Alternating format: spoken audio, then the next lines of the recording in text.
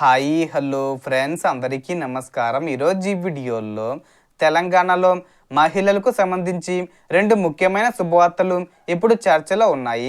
ఆ పథకాలు ఏంటో ఈ వీడియోలో తెలుసుకుందాం. వీడియోని ఎక్కడ కూడా స్కిప్ చేయకండి ఫ్రెండ్స్, ఎండ్ వర్డ్ చూడండి.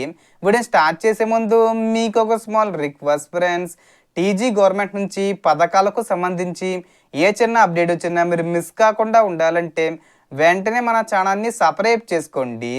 అండ్ సబ్స్క్రైబ్ చేసుకున్న వాళ్ళందరూ కూడా సబ్స్క్రైబ్ బటన్ పక్కన ఉన్న గంట సింబల్లో ఆల్ అని పెట్టుకోవడం మర్చిపోకండి ఫ్రెండ్స్.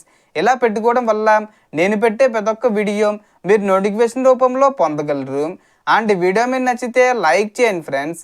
సో ఏమాత్రం లేట్ చేయకుండా వీడియోలోకి వెళ్ళిపోద్దాం. సో ముందుగా మొదటి శుభవార్త చేయూత పెన్షన్లకు సంబంధించింది. కొత్తగా పెన్షన్ పొందాలనుకునే వారు ప్రస్తుతం దరఖాస్తుల స్వీకరణ జరుగుతుందా లేదా అనేది మీ గ్రామ పంచాయతీ ఎంపీడీఓ కార్యాలయం లేదా మున్సిపల్ అధికారుల వద్ద ఒకసారి నిర్ధారించుకోవాలి.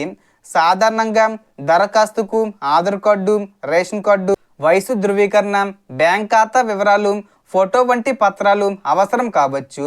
పెన్షన్ కేటగిరీని బట్టి అదనపు పత్రాలు కూడా అడిగే అవకాశం ఉంటుంది. ఇక పెన్షన్ పెంపు విషయానికి వస్తే ఎన్నికల సమయంలో కాంగ్రెస్ పార్టీ చేయూత కింద నెలకు 4,000 రూపాయలు, దివ్యాంగులకు 6,000 రూపాయల వరకు పెంచుతామని హామీ ఇచ్చింది. సో పెంపుపై ప్రభుత్వం నుంచి అధికారిక ప్రకటన రావాల్సి ఉంది.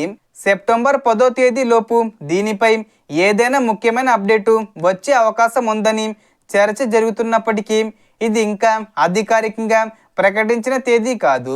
ఇక రెండో శుభవార్త మహాలక్ష్మి పథకానికి సంబంధించినది.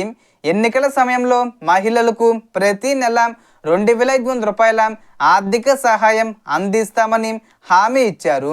ఈ పథకానికి సంబంధించిన పూర్తి అప్లికేషన్ ప్రక్రియ, అర్హతలు, డాక్యుమెంట్లపై ప్రభుత్వం నుంచి అధికారిక మార్గదర్శకాలు రావాల్సి ఉంది. అప్లికేషన్స్ ప్రారంభమైతే Aadhaar card, Telangana ration card, నివాస ధృవీకరణ, ఆదాయ ధృవీకరణ, బ్యాంక్ ఖాతా వివరాలు వంటి పత్రాలు అవసరమయ్యే అవకాశం ఉంది. అయితే అధికారిక నోటిఫికేషన్ వచ్చిన తర్వాతే ఖచ్చితమైన డాక్యుమెంట్లు, అర్హతలు, అప్లికేషన్ విధానం తెలుస్తాయి.